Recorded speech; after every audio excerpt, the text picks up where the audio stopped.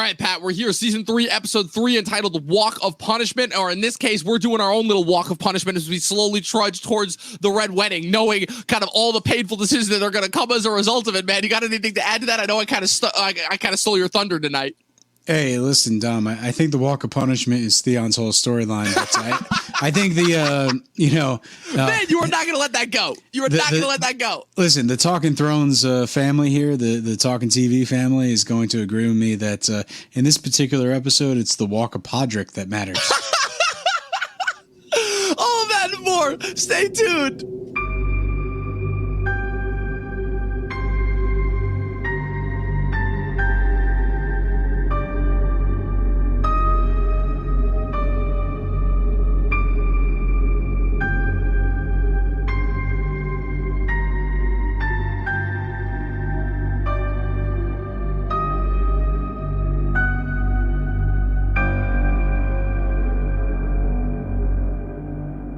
Yeah, I mean, not to hover on that joke for too much, but like, man, if there's anybody that wins this episode, it is Podrick Payne. God damn, talk about getting rewarded for his service. Do you think the screenplay was Tyrion's Chambers Day? You know, Tyrion and Bronn sit around and just shooting the shit. They read the books, you know, trying to figure out how Littlefinger shuffled around the money of the kingdom. And then they realize, oh, he just does what literally everyone else does, just barter from somebody else, promised him to pay him back with no intention of ever doing so. Podrick, beaming, skips into the room. Almost a little spring in his step. And Tyrion's like, oh, come on, that's more than I pay you in a year. And Bronn's like, you don't even pay him. And he's like, they wouldn't take the money. And Tyrion's like, it's at the back and forth. It's great. I don't want to kind of like, at the risk of getting ahead of ourselves too much, but this is. Hey, they break out the wine. They're like, we got to details. talk. We need some deets right here. We spill the tea, if you will. This is a joke that, you know, definitely is planned really well in this episode, and it actually continues later on. I believe, it does. I forgot what season it is, but basically Bronn sneaks up on Podrick later on and reminds him of his good deeds. That, that was also our episodes, our favorite season that we keep talking about behind the scenes, season 6. When Jaime and Bronn are in the Riverlands and Brienne and Pod go there in order to negotiate with them. So listen, you know, Podrick basically is the epitome of the male ego in this episode, and you know, all contained within his fragile, plump, innocent-looking face. Yeah, and I think it cements him as like one of the fan favorites just because of like how silly, how, you know, it's sort of borderline immature, but for the most part, it's one of those things that, you know, hey, good for Podrick. Yeah, but like I said, Podrick Payne, winner of this episode. I love, again, this episode is sponsored by Podrick Payne, quite possibly one of the best characters in this episode. Again, one of the few characters in this entire show to actually get like a pretty damn good, like, you know, upward trajectory up until the very end, you know, and he actually gets like kind of like a suitable ending, you know, for his good deeds. But we're talking about season 3, episode 3, entitled The Walk of Punishment, right? This is we're just in the midst of the story. We're continuing to build up to the midpoint of the season right before things take like kind of the next hard shift right now. For the most part, everything is a continuation. This is the first episode, one of only 3 episodes that is actually directed by one of the show's creators, in addition to being written by Benioff and Weiss, who wrote a majority of the show. This episode is directed by David Benioff, famously. The only other 2 episodes that would be directed by these two, D.B. Weiss directs the premiere of season 4, Two Swords, and then the 2 of them both co-direct the finale, ultimately, which we'll get to that. But and it's really interesting as far as that goes, because this episode, very similar to What Is Dead May Never Die last season, right? Which was another 3rd episode of a season that we really, really had a large fondness for, where kind of a lot happened as far as action-wise. I wouldn't say that this episode has as much that happens in it, but there's still like quite a lot that happens in this episode as far as like continuing to like build towards the stuff. So, you know, our Podrick stuff aside, let's just get into it. So opening up once again, we got our 3 main storylines that we got going on in the Riverlands that we're following.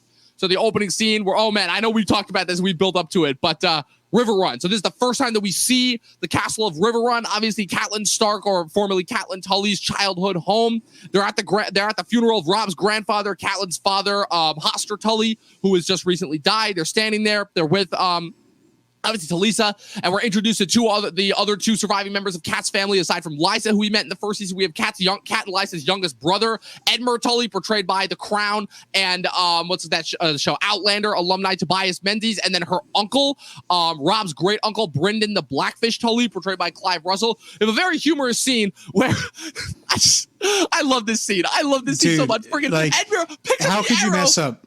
How could you do this? 3 times in a row. It's crazy. It's absolutely crazy. I don't know, too. It's like, he tries. Brynden just fucking has this look of disgust, pushes him to the side, doesn't even try to, like, make him, like, have any respect. Straight up pushes him to the side, picks up the arrow, takes one look, can tell where the gust of wind is getting, and yeets it, hits it with one shot. Like, oh, man, I don't know how you get, like, a better character introduction than that. See, listen, the Blackfish basically is the underutilized MVP of this show because and gets done dirty by the show too. Besides this episode, he's in nothing but the 2 episodes, I believe 2 episodes in which he's under siege later on, and he ends up just fighting to his death. And you know, he's such a great actor, such a great storyline. Like, what the hell happened? Like, why is the Blackfish not in this show a lot more than he is? Yeah, it's disappointing. Well, because the whole thing, right, is that, so famously, it happens a little bit differently in the books than the show. So the whole thing, right, is that the Blackfish actually does appear in, like, a significant amount of episodes throughout this season. The last we see of him is the Red Wedding, famously, but he is one of the only people who's actually able to escape from the Red Wedding. He literally, the last scene that he has is he's telling Kat that he's going to take a piss before the actual, like, massacre begins. And famously later on, and again, that all the Riverland storyline is, like, pretty much forgotten and kind of left to its own device until later on in season 6, when the Blackfish manages to get together a garrison to reclaim Riverrun and take it back from the Freys. The whole thing is that in the books, the Blackfish never goes with them to the Red Wedding. He famously stays at Riverrun and continues to run it even during the season. The whole thing is they're under siege the entire time during, like, kind of the fray, once the Freys take over the Riverlands. And the whole thing that actually, again, how the books clearly were planning for some certain things that the show just needed to get over with, which is that. So obviously we know he has the famous off-screen death in the show, but in the books, the Blackfish, after the siege of Riverrun and after Jaime pulls the whole, like, kind of 180 with Edmure and using Edmure as bait in order to take back the castle, the Blackfish escapes again. And he's seen and last seen in, like, parts unknown. So, like, the whole thing about the Blackfish is that he's established as this character who is just this legendary badass, never really wanted any glory. You know, obviously it's famously known he earned his nickname based off his long-running feud with his brother, but obviously, you know, with this really touching scene that he has with Kat later on in the castle, he tells him, is like, I don't even remember. He's been calling me Blackfish so long, he doesn't even remember why he started calling me that. He said it was a bad joke, you know, and it's kind of like never said. But and people have forgotten what his real name is. But right. The main thing is, like, this character is amazing, and the fact is, yeah, it might be peppered in there a few episodes during this season, but the fact is, like, you know, I've skipped ahead and I'm, like, rewatching this series, you know, kind of in, like, binge mode, and it, like, all of a sudden cut to season 6 and he's back. You know, he's back and he's badass as ever, and it's one of those things where, like, where has his character been? Right. You know, why is this not, like, sort of one of the C or D storylines in which the Lannisters have to deal with? Right. Yeah, season 6 had a couple, though, because season 6 did that with the Blackfish. It did that with Osha and Rickon after they'd been gone for a couple seasons. There were, like, a couple other characters that came back. And then, obviously, Gendry famously later in season 7. Like, Game of Thrones had a couple of moves like that. You know, like, a few of them were based on the book, so they were accurate. A few of them were just kind of, like, out of sync and, like, kind of weirdly done. A few of them where it's like, okay, it literally just felt like, okay, we just needed to bring these guys back in order to wrap it up, you know? It's one of those things where it's like the show, you know, I still think did a lot of things really well, and it's kind of you know, we do criticize it from time to time, but for the most part, they're able to put a storyline on the back burner, let us forget about it, and then bring it back. And they're really good with their sort of how they transition storylines in and out of what the main focus is. I just really do believe the Blackfish is underutilized because of this opening moment where he's introduced. It's one of those things where it's like, oh man, give me more of that character. Yeah. And you know, we in hindsight, we don't really have as much as we could really have. And it's one of those things where I think the show could have had some really awesome scenes with this character. And meanwhile, I feel like the total opposite can be said about Edmure, because Edmure is like, man, by the time you bring him back, you're literally, even the Blackfish is like, what the hell? Why is he back? And then when he comes back in the finale, you're almost like, oh yeah, this guy, he's still around. Okay. And then it's immediately established as like, yeah, this guy is the runt of the litter. He has no idea what he's doing. He's another Theon Greyjoy, but just like, I think, the fact is that they lay siege to the Blackfish in the later season, and Edmure comes in and he sort of betrays him and gives up the castle. Like, that moment is a little anticlimactic because they underutilize these two characters, between season 3 and season 6. Yeah. So it's one of those things where, like, if you really focus on these characters, even if you just put them in like an episode or two in season 4 and maybe an episode in season 5, and you sort of just kept them on the back burner, but a little more in the mindset of the viewer, I just think that sort of storyline would have paid off a lot better. Yeah, I agree, and wholeheartedly. And it kind of reflects in this next scene, right? Which is the whole thing again. Like, we've been talking this entire time about how, again, every decision that Robb seems to have made since coming south after Ned Stark's death has just been like one slowly like inclement disaster after another. And this is just another one where Robb is not only now dealing with the fact that he has pretty much all of his forces are disagreeing with him and not necessarily in favor of him, but now he's got to deal with his incompetent uncle, who also is not that far removed from him age-wise, like, because the whole thing is that Edmure was still relatively young when Robb was born, obviously, and Robb is obviously Cat's firstborn, so there's not too much of an age difference between Robb and Edmure, the way there were like certain other uncles and siblings. And so the whole thing is that, like, and the whole thing is that Edmure, it's very obvious in this scene, still looks down upon Robb as his nephew and not as, the king, and the Blackfish continues to remind him of that. I think it's one of those things where Edmure keeps it more casual than people expect him to. It's one of those things where it's like, we're on the same level, hey, nephew, blah, blah, blah. And it's like Robb has been elevated to king. So it definitely shows, even with the immediate inner circle, which Edmure would be more part of than, the Boltons, etc., that they don't even see him as this glorious king. It's just like, hey, you're my nephew, just some run-of-the-mill type guy. So, I think it's very clever what they do here. It's like they make Edmure seem sort of, flippant and naive and basically just not it shows really into it, making mistakes, like he captured the windmill instead of doing what Robb really needed him to do strategically, and ultimately cost him like a pretty big strategic, because he cost them their chance to capture and kill the mountain.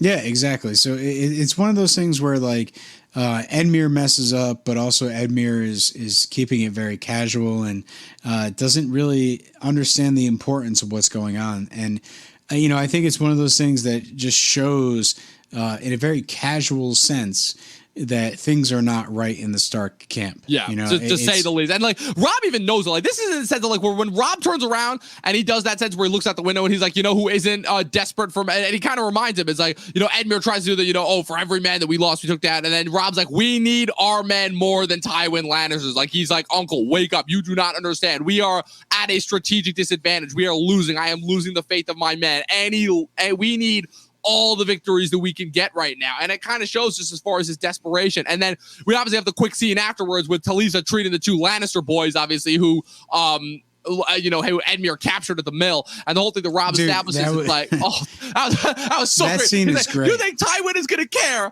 about his father's brother's great grandsons or something like that? I like, and the connection is so distant again. There's so many Lannisters, like Tywin. The fact that Talisa basically finds the time to toy with these two children, it's like, my husband, he eats people, and basically, don't worry about it. He doesn't eat children, but wait, is it a full moon? Yeah, it's a pretty cute scene. And also, did you catch the early casting? Because famously, the one who plays Martin Lannister, I believe, is Dean Charles Chapman, who would later go on to play Tommen Lannister in the next season. Oh, really? No. Yeah. Yeah, it's pretty cool. Yeah, obviously Tommen is still like too young. Tommen I don't think actually appears at all this season, but yeah, Tommen is still, you know, in his Callum Weary days. But then this Lannister, he just quite literally moves up the totem pole as far as Lannisters go. Yeah, I saw him. I'm like, hey, there's Dean Charles. But yeah, it's good. Just continue again, and a great introduction to the rest of Catelyn's family. Again, a really heartbreaking, touching, emotional scene between Catelyn and her uncle, and just again more further emphasis that Robb is not in a great position right now, and his position is only continuing to dwindle as the season goes on. But next, we have the big one. We have the big scene. You know, like I said, there's only 2 scenes with these two and within the Riverlands, but this is a pivotal scene. There's a pivotal moment in the run of the show, obviously, and kind of how it builds and how it ends, right? So we pick up with Jaime and Brienne. Obviously, they've been captured by Roose Bolton's forces led by Locke and are bringing them to Harrenhal. You get this really interesting conversation that they have in the back. Obviously, we hear this is the first time that we hear the Bear and the Maiden Fair being sung by them. Some more ominous foreshadowing for the future. And Jaime and Brienne are talking, and trading barbs back and forth. Jaime's trying to make up excuses. He's like, "Oh, if I was in my peak fighting shape," and Brienne is throwing it back in his face and everything. And it gets to the point where it's like Brienne kind of is right, and so Jaime throws something back in her face with that. When we make camp, these men are gonna try and rape you. Like, there's no ifs, ands, or buts about it. They will try and rape you. And even kind of tries to like. Coach Rude is like, when you do, it's better to not fight back because otherwise they'll break your teeth, you know, as far as that goes. Like Brienne does, Brienne, of course, and like, there's a reason why these two are so awesome together because Brienne's the first person to like check Jaime almost. She's like, if that were you in that position, would you fight back? And Jaime's kind of like, oh, I wouldn't even get myself caught in that position to begin with, you know? And it's really ominous foreshadowing because, again, we don't see these two obviously until the ending scene of this episode, which is, again, it's a big moment for Jaime ultimately, and not in a good way. This is the moment that quite literally sets him off for the rest of the show. Yeah, I think it's one of those things. Again, like I don't typically do this, but I found myself, before we decided to jump on here and talk about the episode, I had a little bit of time, so I watched that end of episode talk between Benioff and Weiss there, Benioff and Weiss. And they basically point out that Jaime is one of those characters that likes to use his family name and talk himself out of situations. Little bit. We see that when he's like, oh, hey, Brianna Tara is from this place, and, you know, that stands for the Sapphire Islands, and that's where all the sapphires in the land come from. So you'll get your weight in sapphire if you definitely do not harm her. And, you know, basically, you know, he decides, Locke, I believe is his name.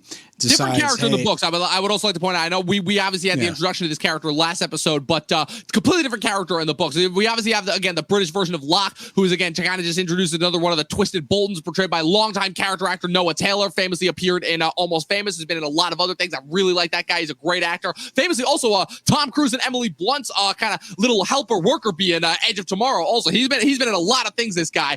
And in the books, it is a completely different character. I believe it's a Cohoric mercenary by the name of, oh man, I am not going to remember his name at all.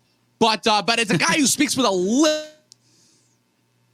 Whoa, damn. But yeah, I know, right? First time, right? But it is a completely different character. It is Vargo Hoat. Vargo Hoat is the name of the character in the book. He actually is the leader of his own. He's not a Bolton soldier. He's the leader of his own mercenary camp that are actually called the Brave Companions. I believe the whole thing, right, is they're often compared to the Brotherhood without banners, but the Brave Companions are a vicious mercenary crew that Roose Bolton employs. And the whole thing that kind of like is established with the Locke character at the end, as far as like with Jaime and everything, right? When they sit down and they make camp finally, the men obviously go off to like do their deed with Jaime with it. Is that, again, this is the reason to me why this is truly the beginning of Jaime's journey, right? The first 2 seasons, those are just establishing like who Jaime was, right? But there's a reason why Jaime didn't have as much to do perspective in the first 2 seasons character-wise, as opposed to like when like this whole season really kicks off Jaime's arc, because this is the first instance where Jaime realizes that he's not going to be able to rely on his father and his family name forever, which is kind of, again, like, you know, I think it's one of those things. The fact is, like, and you know, the writers of the show kind of hit the nail on the head when they're talking about it, is the fact is, everything that we've seen Jaime do, he's been able to sort of talk his way into some sort of form of safety, and then he tries to escape, and then he gets captured, and then he's able to sort of talk his way into a different situation, and he's always sort of kicking the can down the road of being punished by his enemies. He's using his name, he's using his sort of like, basically history that people know to really keep himself relatively safe.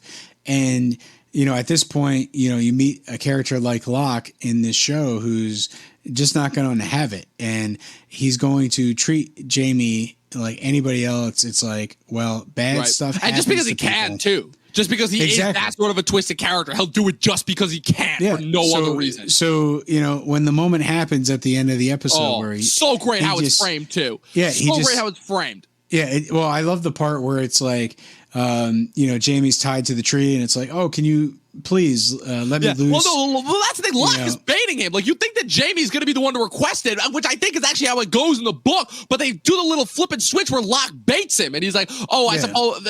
Jaime first is if it wouldn't be too much to just take me out of these chains, or just untie me. He would like to sleep on his back tonight, right? Whatever the phrase is that he says, right? And then Locke's like, I suppose you'd like a table and a home cooked meal, and he's a lot better. Westeros, I will say, are a lot better at keeping their sarcasm to themselves than they are than we are, I would say. But obviously they bring him over, they kick out his hand, he falls on the table, and he sticks the knife right in his eye too. He's like, again, it's like, you think every time you're in trouble you can just call out your daddy's name. Well, guess what? Your daddy's not here. It's like, here, this should help you remember. And then he brings a meat cleaver right down, slices off Jaime's right hand, and like that's such a pivotal moment. That scream, man, the way it's that such a good scream. Throughout the credit, and then they start playing the rock cover of Bear the Maiden Fair over it. It's like such a weird juxtaposition. That is a weird jump for sure. Weird jump, but it's one of those things where it kind of works for me. To me, knowing what happens later on with Jaime coming back and saving Brienne from the bear, I'm totally down for this song.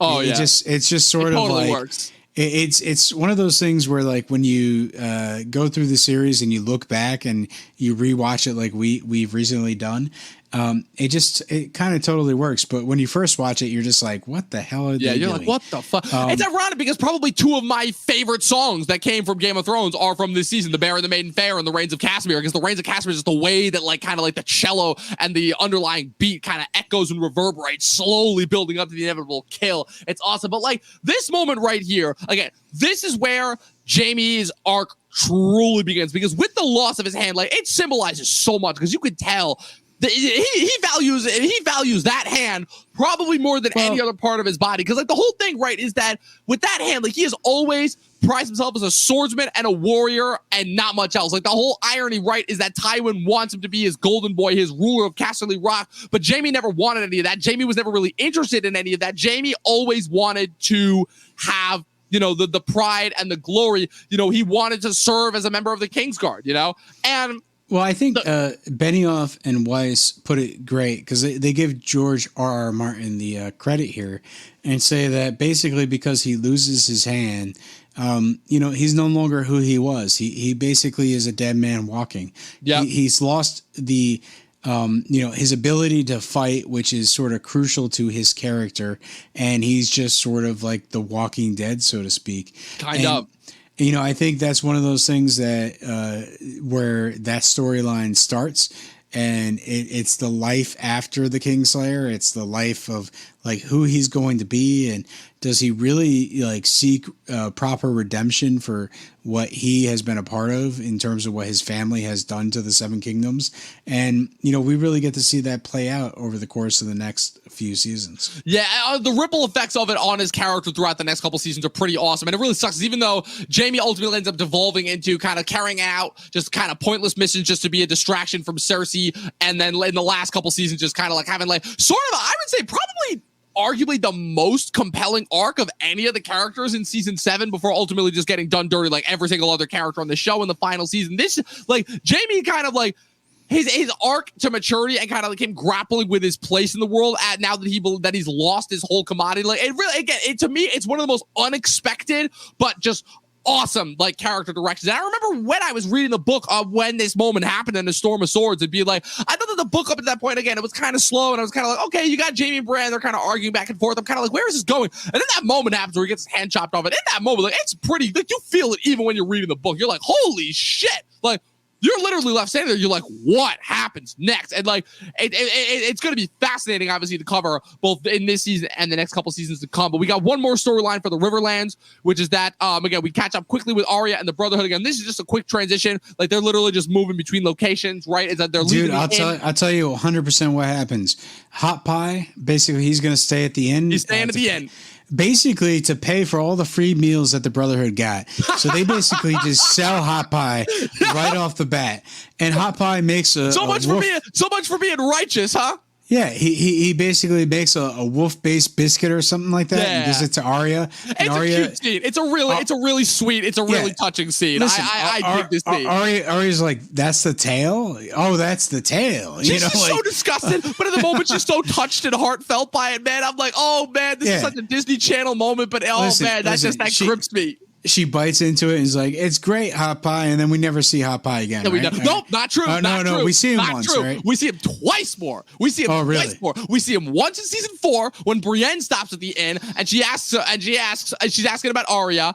She's asking about Sansa, and Hot Pie tells her about Arya. And then we see him one more time in season 7 when Arya comes back to Westeros, stops at that same inn too, by the way, and then is reunited with Hot Pie, and Hot Pie instantly recognizes her. And they actually have, again, it's like, I don't know, like, man. Hot Pie, again, another one of those characters that manages to escape certain death. Listen, Hot Pie is one of those characters, like, who should not be recognizable alive or recognizable. It's like he should not be like a fan sort of guilty pleasure, fan sort of favorite. And it's funny, totally they even made a thing of it afterwards, where it's like, oh, well, they're like, whatever did happen to Hot Pie in real life. The actor's name is Ben Hawkey, and he just ended up opening up his own bakery after the show because he just loved cooking so much. You know, that's really all that happens. The other thing is our favorite actor, the guy who plays the archer. He bangs bangs the Hound's head on the as the Hound's kind of like making fun of him. Is like, I was like, oh, you're an archer, you're not a real killer. I like, seeing my deaths up close. And Archer's like, yeah, well, guess what? It didn't stop me from being caught. And then Arya, Arya's trying to bait him into the beginning, and she goes up to him. He's like, you remember the last time you were here? And he's like, the same as any other shitty end. Why am I supposed to remember? Like, again, some more subtle foreshadow. But yeah, it's a really sweet scene. There's a couple of really humorous moments there, just catching us up, and it's transitioning us where we're going to go with the Brotherhood. It's definitely one of those scenes that is, kind of filler for this episode. Like, cool moments for sure, and like a very touching moment between Arya and Hot Pie, but it's basically just to remind you that they're there. Things are moving on, and really not much I could say really takes place other than just like getting you primed for what happens next. For what happens next, which, oh man, we're getting Beric Dondarrion, the return of Beric Dondarrion next episode, so that's going to be awesome. So again, we're cutting ahead to King's Landing. I know we already talked a lot about the pod scene and everything, but again, there's not too much that happens here, but the big incentive, again, the focus of this King's Landing episode and arc is money, because obviously we have that dope-ass opening shot with the cut to from like when Robb said, who's not, sweating for anything, Tywin Lannister. You have this awesome imposing shot of the camera just going up from Tywin's boots right up to his head as he's standing with his back to the camera as the other council members walk into the new small council chambers, which will effectively take place in the small council chambers. As he says, it's right next to his chambers. And you can tell all these guys are scared shitless. All these guys are scared shitless. Like, they all come in, they're all kind of like wavering. They're not sure what to do. Tywin kind of just like gestures and like sits down at the table. You can tell immediately, like, this is the real power of Westeros. This scene is so incredible. Amazing. Like, incredible. This is one of those episodes where watching the behind the scenes thing where they talk about everything is, go ahead and do it. A lot of those episodes are really just the writers patting themselves on the back. But this one is very interesting. And the fact is they break down the scene of, basically Lord Baelish pushes past because he's the most ambitious and he wants to sit next to Tywin. Varys just rolls his eyes and takes the next position. Pycelle sits the farthest away because he's the most scared of him. Well, yeah, Pycelle is just the maester, and he just is happy with his position, so he just wants to go undiscovered as long as he can. Yeah. And then it's like Cersei and Tyrion are just sitting there like, what the hell do we do next? Well, and also you have to see where Tyrion purposefully drags the chair over. Well, yeah, again, but that's after he sees Cersei's reaction. Right, like Cersei decides to grab one of the chairs and move it to the other side of the table and sit right next to Tywin, like I'm daddy's little girl. And then Tyrion, as they put it, Benioff and Weiss, they basically say that he grabs the chair and makes a joke of it, scraping it on the ground, putting it at the other side of the table. And, you know, the whole thing is to draw attention to how ridiculous this whole power struggle is. And it's one of those scenes where it's like, yeah, I love the blocking of everything. It's so much is said without dialogue, and that's another thing that they point out. They're really proud of this scene, and I think they should be so. Because you know everything that they try to accomplish comes across visually. And you know, I will say, like, the fact that the end result of this meeting is Tyrion getting the crappy position of master of coin. Oh man, man. It's like awesome. You want power? Well, here you go. Yeah, two things are established from this scene. One, we finally figure out what this mission that Littlefinger was talking about with Sansa in the premiere, which that Tywin is sending Littlefinger as kind of a reward for his position both as the Lord of Harrenhal and for bringing the Tyrells into the fold. That now Littlefinger is going to bring the only other family that really doesn't have any kind of, you know, play yet in this war, which is the Arryns. You know, he's going to send him to the Vale in order to marry Lysa Arryn, the other Arryn sibling, obviously named, and bring her into the fold. It's a big move. I think this is really subtle. You know, it's basically just here. It's this conversation. You know, you really have to be astute in paying attention to what's going on, because I don't think they really mention it any other time during the season. You know, because Littlefinger's just sort of lingering around and doesn't really leave until the beginning of next season. Episode 6 is when he leaves. He goes to the Vale, and then he famously kind of comes back to save Sansa during the royal wedding. Yeah, exactly. So it's one of those things where, like, they don't really focus on this storyline. It's like they just sort of pepper it in, and then all of a sudden, like, you know, the famed episode of season 4 where Joffrey bits the Lion and the Rose. I'm looking forward to that one. That's a top 5 episode for me, is where Joffrey dies. He bites the dust, and then, you know, basically Lord Baelish wisps Sansa away, and the whole Vale storyline starts to develop.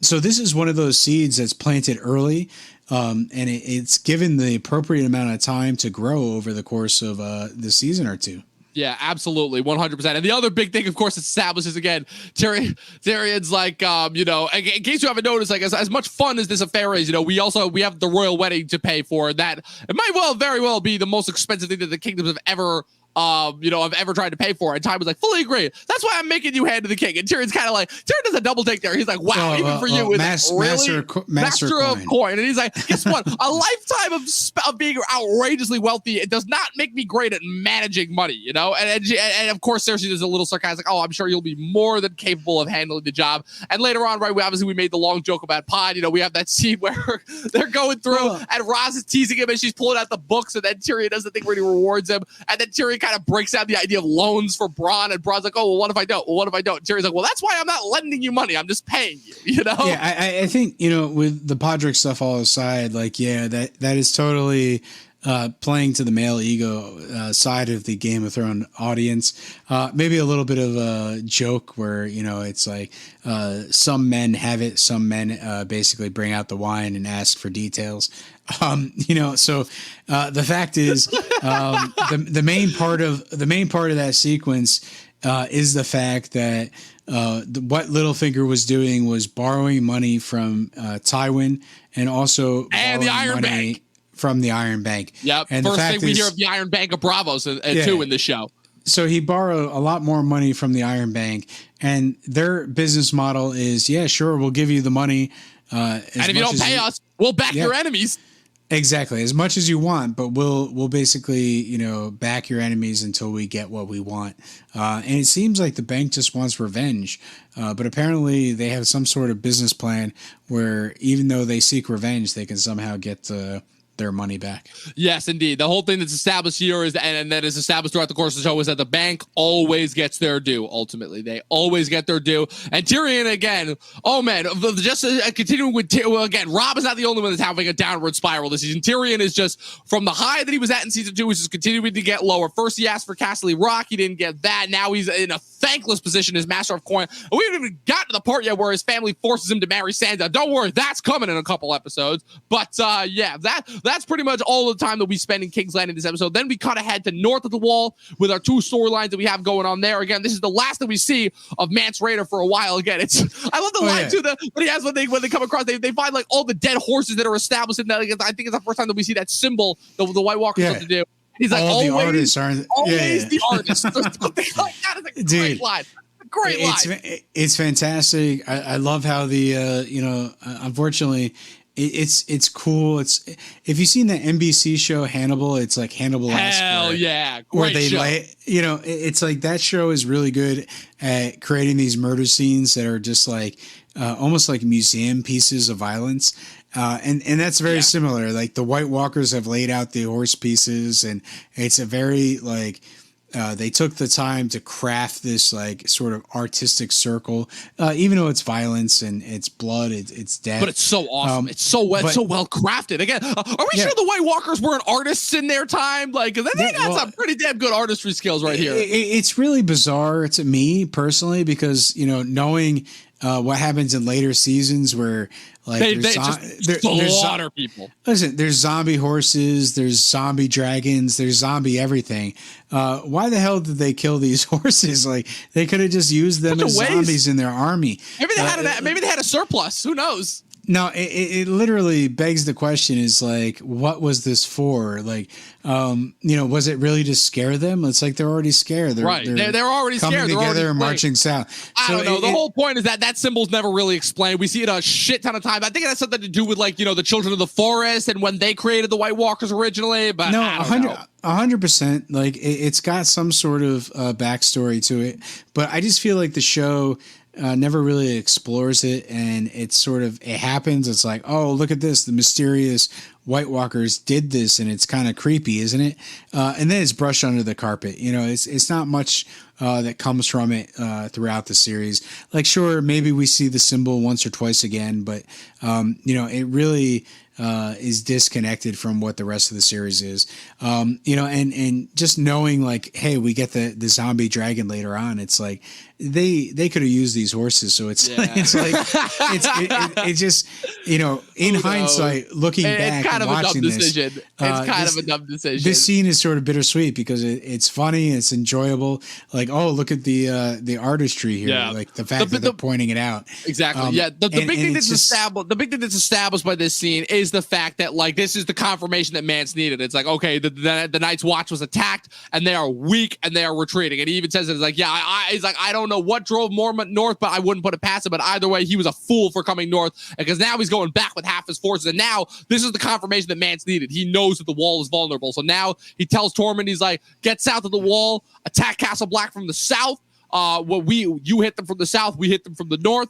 They're not going to be able to defend. You'll know when to attack because I'm going to light the biggest fire that the North has ever seen. Yeah, and he sends Jon with him, along with Orell and Ygritte, in order to kind of monitor Jon and make sure that he stays loyal. And it tells him, it's like, yeah, if he proves this loyal in any way, chuck him off the wall. As far as that goes. North of the wall, basically, it essentially becomes a pretty awesome storyline. Yeah.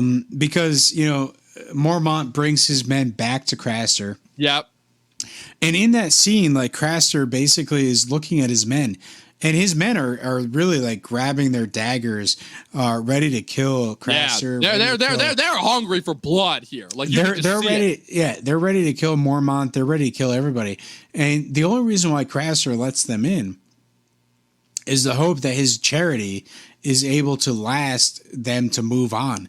Like I think Craster realizes what he might be in for if things go south here. Yeah. But Craster obviously is his personality, and he's not going to have his home invaded. So, it's one of those things where tensions are thick here. Yes, indeed. And they're only made worse, too, obviously, because we have Gilly's screams that are going throughout the entirety of the scene. Gilly, obviously, who was established as being pregnant last season, and this season, now, obviously, we see that she's giving birth to the baby. And obviously, we know the tension of what happens if that baby is the wrong sex when it comes out. And unfortunately, it's revealed to be a baby boy. So you know what that means. And I think it's there's a scene where Craster's like, have her bite down on a rag. Or she'll have to bite down on my fist or something like that. Yeah, exactly. And it's like he's just as brutal as ever.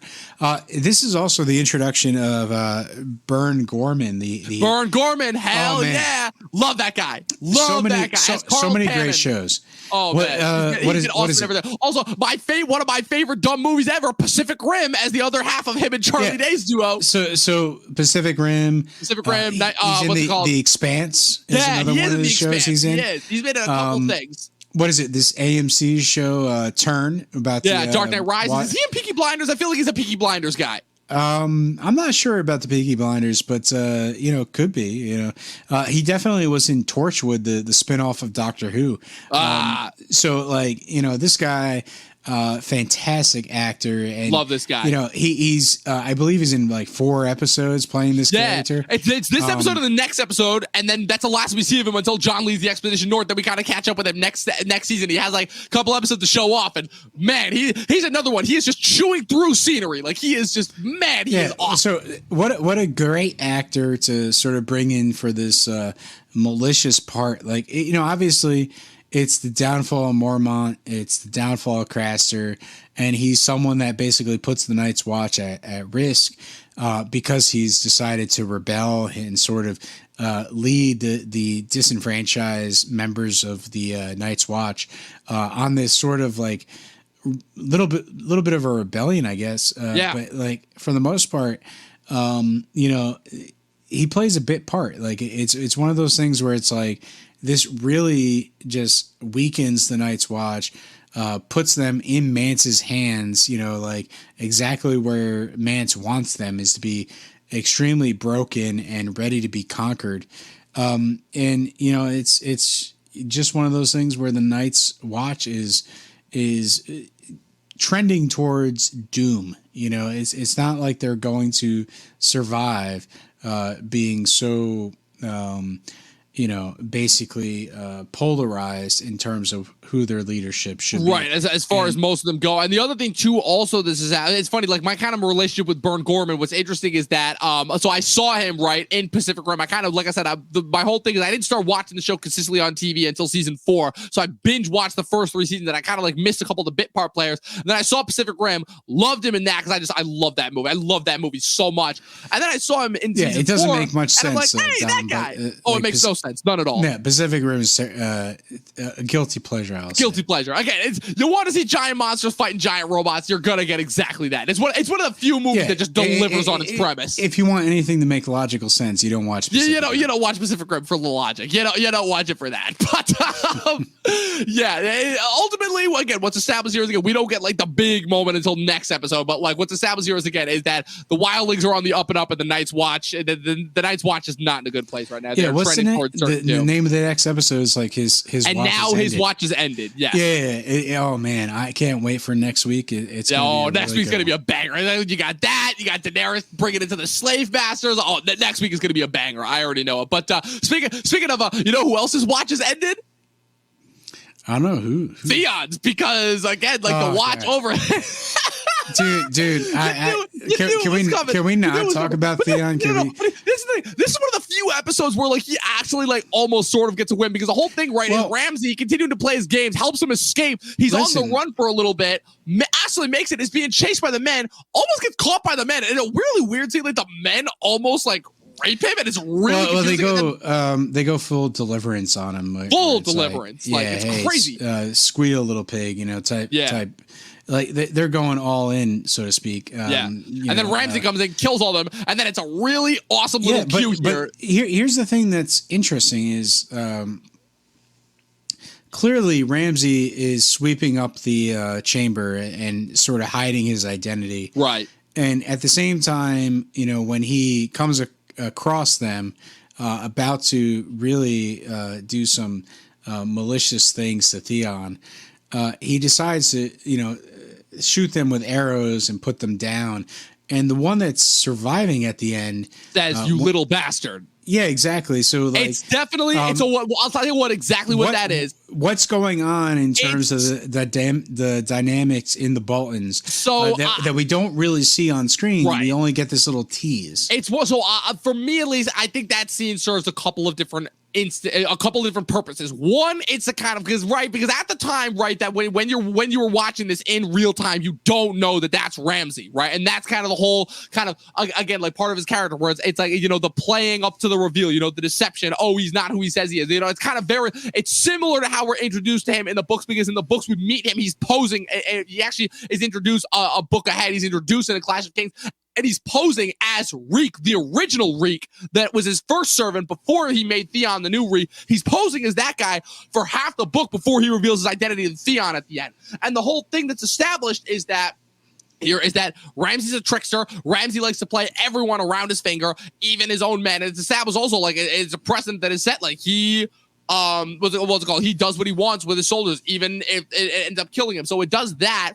Right. And the whole purpose here is so his men have probably only been given one directive by him, which is to, torture Theon and keep him hidden at all costs. And the whole thing is that when he kills them, it's a double meaning. One, it serves to kind of illustrate and inform us, the audience, that this is Ramsay, because Ramsay is famously Roose Bolton's bastard son. He's kind of the other infamous bastard of the North outside of Jon. And the other thing that it serves is just the fact that it's like, oh, he's just kind of an asshole, where he kind of like, he kind of, you said you were going to let us have our fun, and then you just kind of, we're just more pawns in your game. As far as that goes. So that to me is the purpose of that story. But you're right. It's very kind of weird and unclear kind of the dynamics of the Boltons. But I just took it as like, everyone is just Ramsay's pawn. Listen, like looking back at Ramsay's sort of storyline and how it develops in this TV show, it makes you think like, are these other sort of men that can get in Ramsay's way to his ultimate goal, which is taking over the Bolton household? And, it's one of those things where if he's toying with them and, he kills them and he gets them out of his way, it could sort of serve as a purpose to why he, starts his game with Theon and lets him go and lets him get chased into the woods, because Ramsay needs to get rid of someone that's in his way. And I think, yes, but the only reason why I don't necessarily buy into that is because like Ramsay up until a certain point, obviously later on in the show, but Ramsay is Roose's only son, and the whole thing is that like Roose had like one other son who died very early on at a young age, obviously, before he sired Ramsay. And the whole thing is that like Ramsay is kind of like has his run of the castle. He is effectively like the whole thing that's established in the next season is that Ramsay has been left control of the castle. Like he is running the Dreadfort, to his women and pleasure. And the whole thing, right, is that he is largely not at all worried and kind of all confident here, and kind of is displaying that in his very subtle way, because he knows that at least for right now he has no competition. It's not until Roose brings back one of Walder Frey's daughters who births his natural born son, who Ramsay then ends up brutally murdering in season 6, because Ramsay realized that his authority is threatened. That storyline is pretty like amazing in terms of like taking Ramsay, who is a despicable character to begin with, and just elevating him to new heights of being despicable. I think this particular sequence that we see today is in this particular episode is a little bit muddled based on what I know is happening in Ramsay's storyline, because it starts off his real, character development, and, I'm not quite sure what the purpose of him killing off his own men is. I don't think it really, like, obviously he's sort of malicious and he's just willing to, as you say, use people as pawns, but I don't think. He literally does it to one of the two girls that he uses to seduce Theon in order to get it up there, as far as when he eventually chops it off, and then he just takes one of those girls, just feeds her to the dog next season for what? Just some dumb reason that doesn't even make sense, it's a lot of his maliciousness it goes unchecked, and I understand it served to just make him seem like psychotic. And, this, you never know what he's going to do. But some of it I feel is just a little too much and doesn't really add to his character. And so, yes, like I think by the time we get to the Battle of the Bastards, we're fed up with this character. We want to see him lose. Like we understand that Jon, Sansa, and the rest of the sort of people that are trying to take back Winterfell, are underpowered and really don't have a chance. But ultimately, it's the storyline does play out the way it needs to, but there's in television form of just like, if there's any filler that happens in Game of Thrones, it's some of this unexplained, ruthlessness that just doesn't really need to be there for Ramsay Bolton. Yeah, but again, that's kind of the part of Game of Thrones. There's going to be a lot of unexpected ruthlessness. So we have one more scene before our last sequence of the episode, which is, again, we stop briefly on Dragonstone. Again, we get bits and pieces of Dragonstone throughout the rest of the first half of the show before we get into the second half, which is Melisandre is departing to parts unknown. She tells Stannis, Stannis, you can tell Stannis is horny. Stannis is like, okay, I fully given myself to you. He's like, I want to make another son. And Melisandre straight up tells him, he's like, you're not strong enough. You do this again, it might kill you. As far as that goes. He's like, I've already taken enough of your blood as far as that goes. I don't know if I would have put it that way. Like clearly, Stannis. I'm not putting that. That's how she puts it. Yeah, Stannis doesn't want to see her go, but that's mainly Clearly. because it's like, hey, we just lost this battle, and he's not quite sure about her. Right. He's still doing everything that she says, and he doesn't even know what she's doing. Yeah, but he, like, to a certain degree, I think, Stannis still understands, what Davos was saying and why he was so hell-bent against her. But it's one of those things where he puts it, like, Stannis could have killed Davos. Yeah, but he doesn't. So easily, he puts him in the prison, and I think this is because he's doesn't really trust the Red Woman, so to speak, and it's one of those things where he wants to see her actions pay off before he does any more harm to people that he finds close to him, like Davos.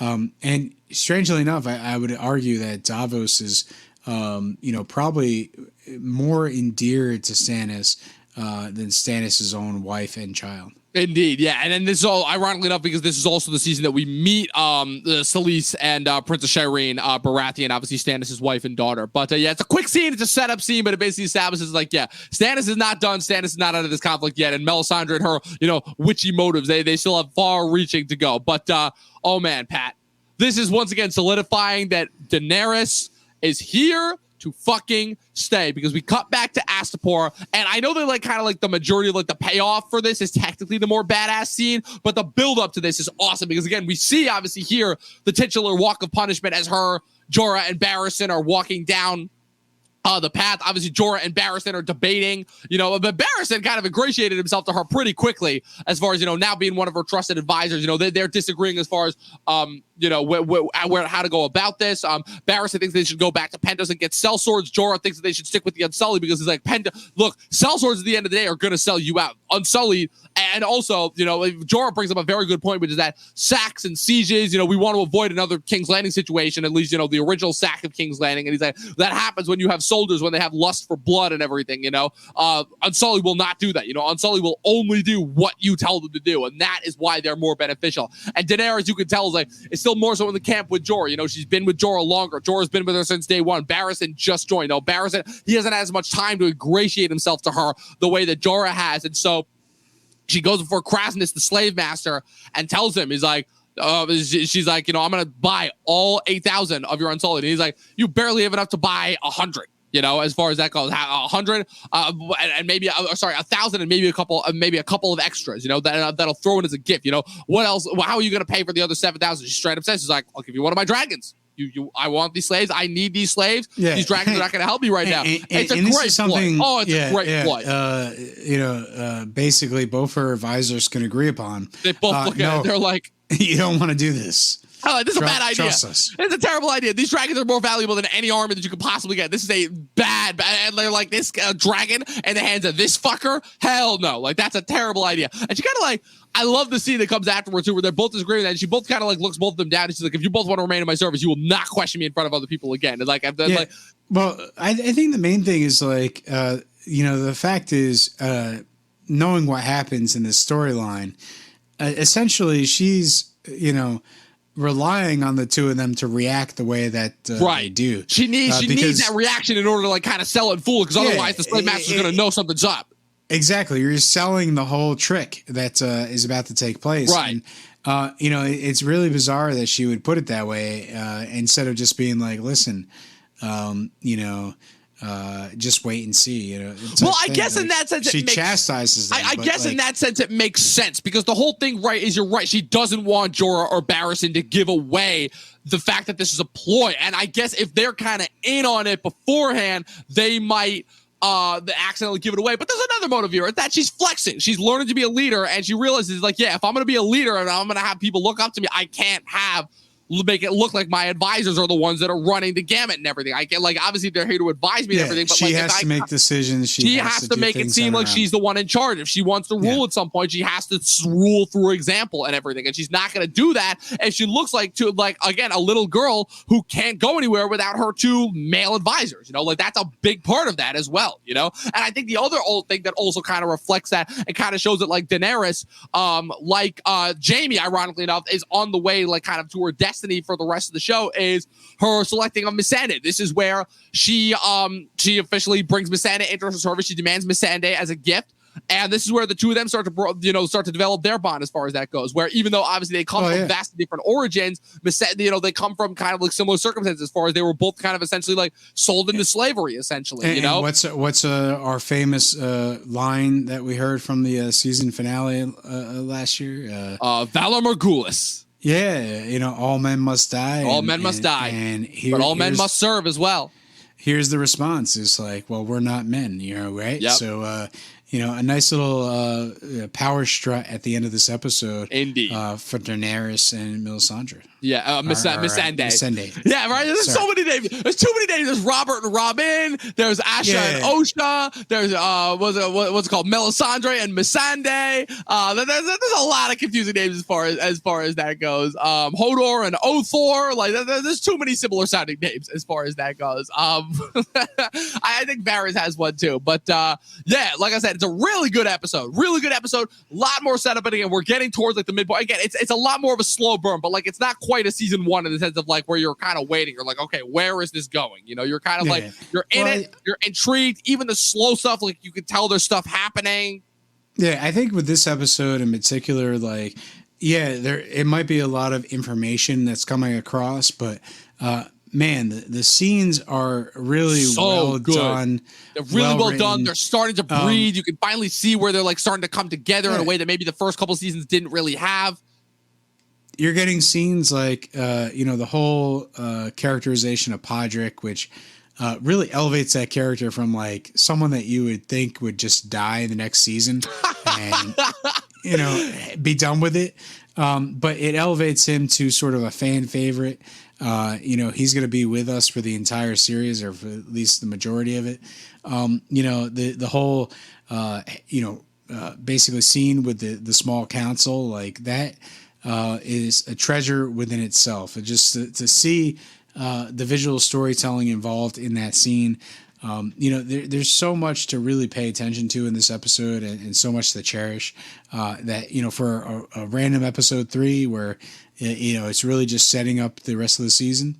It's definitely bloody fantastic. Absolutely. The setup is all finished, and the next couple episodes we're really going to get into, as Chris loves to quote so often, the meat and potatoes. So I'll let you guys know, like I said, we pre-recorded this episode ahead of time. TBD as far as that goes as to whether we will have an episode next week is all that I'm going to say. But all I know is that next week, by the time that this episode goes up, we will have, the return of a little HBO show that I have been looking forward to very much. That would be the premiere of Succession Season 3 will finally be back after a long time waiting next Sunday, October 17th. So keep it. So I will let you guys know throughout the week at some point on Instagram or the various social medias as far as to whether or not we will have an episode next week. But Pat, where can the good people find you? Hey, listen, I'm basically jumping on, Talkin TV here, Talkin Thrones, to help you guys out, basically discuss this episode, analyze the show, help you create content. But hey, one day, I do plan on using Instagram at Patrick W. Heber. So once I decide to do that and start posting, I better hope to see you there subscribed. Absolutely. Hell yeah. You're doing a great job, Pat. I couldn't do this with anyone else, honestly. And you can, of course, follow me at Movie Nerd Reviews on Facebook and Instagram. But more importantly, you guys can continue to show the love, show the support for this channel. Click the subscribe button, click the bell next to it, click the notifications button. That way you guys get notified every time we put up new content. Click the like button, leave a comment, and just basically click anything on the page. You guys know what to do as far as that goes, as far as helping us out. Be sure to also follow our Facebook and Instagram at Talkin TV Podcast on both Facebook and Instagram. 12 seasons of a short film. Watch more fucking movies as the Battle of the Thrones continues. Share more details, I guess. I don't know. We'll see you guys next time.